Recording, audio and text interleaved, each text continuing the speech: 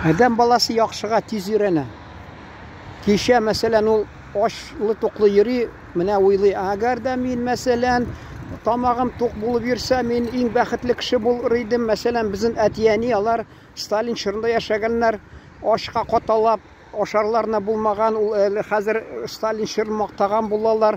Кирсәм, хатта комментарийлар тулы 100%, менә Сталин, Сталин дип сокланалар, шатланалар, тегеләй булай. Мен әйтәм, алар яшәп караса белер иде. Әле бер малайны чираттым бит, атасы җитәкче булды. Менә малай шул бузылып, хатта инде балалар бакчасына караучыга төшеп, ахырында инде ул шул теге подземка дип әйтәләр, шунда ни башмакчы булып, шунда башмакларны, ни ботинкаларны ремонт ясап шулай китеп бара.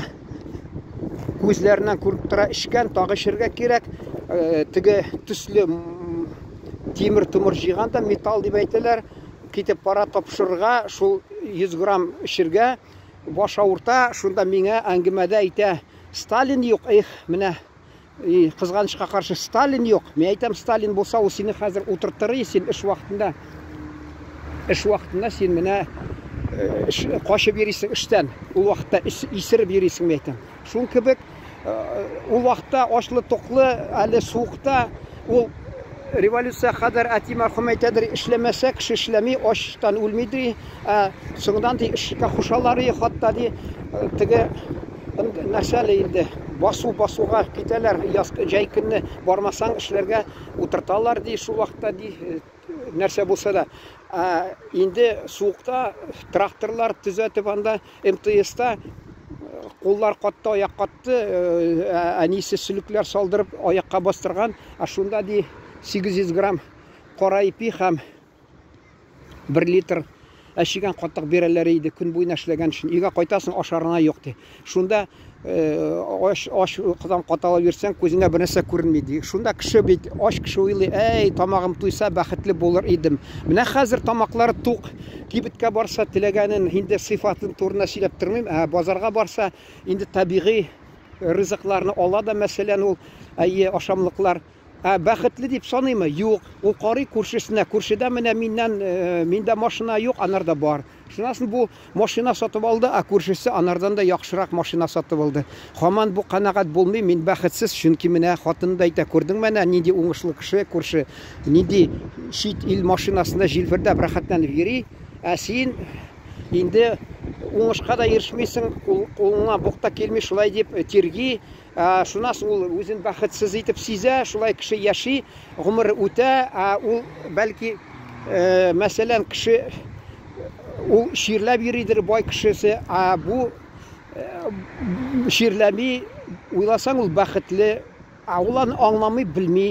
Күпме яши кеше, 90 яши, ширләми, күзе күрә, колагы ишетә, аның машинасы юк, мәсәлән, чит илдә тора торган, мәсәлән, фатиры юк, Анталияларда, диңгездә тагы нәрсәләр бар. Шул сәбәптә ул үзен мин бәхетсез икән дип уйлый. Бер бай кеше ул менә закта яшәми, 35-40 яшьтә, 45-тә китәдә кала, аны һәр кайсы менә бу бәхетле кеше дип уйлар. Җәмәгать менә минем шул аккумуляторның заряды бетеп бара, шуңа күрә мин бәлки кыскарак сөйләрмен дә, шул әйтәс килә. Нинди шартларда яшисез, яхшыны күрергә тырышыгыз, яхшыга шатланырга тырышыгыз, чөнки ул менә кемдер ни миңа мазаклап язган инде, әллә нәрсә дип, теге пенсионерме нәрсә дип, мен әйтәм, яза бирсен миңа, мен әйтәм, син әгәр дә, мен әйтәм, һәр кайсы була, әгәр дә ул ни, если повезет дип. Ул бит менә яшьләр китеп бара, безнең әти мәрхүм 80-ннән чыгып китте, шунысы китте, дөнья калдырды. Зиратка барса, гел яшьләр. Шуңа күрә ул яшь дип мактану, инде мактану дөрес түгел, килешми. Ул электә булган әнә кеше өлкән яшьтә булса, анага көнләшеп караганнар, сокланганнар. Менә афәрин, шулай дип кеше карап торган. Хәзер мактанып, менә мин яшь, әйтерсең, ул анга 1000 елга биргән яшьлек. Яшьлек ул теге ничә әле җырчы, язучылар да, теге Есенин да алмагачлардагы төтен кебек ди. Шул кебек как сквозь яблонь, как яблонь дым ди. Шуның шикелле ул кешенең акылы җитмәгәнгә кайсы вакытта шул мактанырга әйбере булмаса шунага тотына, менә шуның белән мактанырга.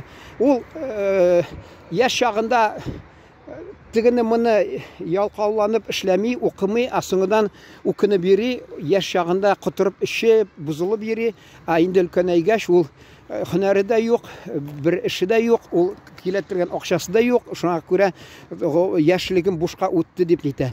Һәр кайсы яшьлеген шул теге нәрсә диләр, инвестировать дип әйтәләр. Сез яшьлегегезне һәрке укуга инвестиция итеп ясагыз. Менә мәсәлән, укыган ул мәсәлән һөнәргә өйрәнгән, ул бара-бара кешегә үзен тукландыра, ул бер тормышына инвестиция булачак.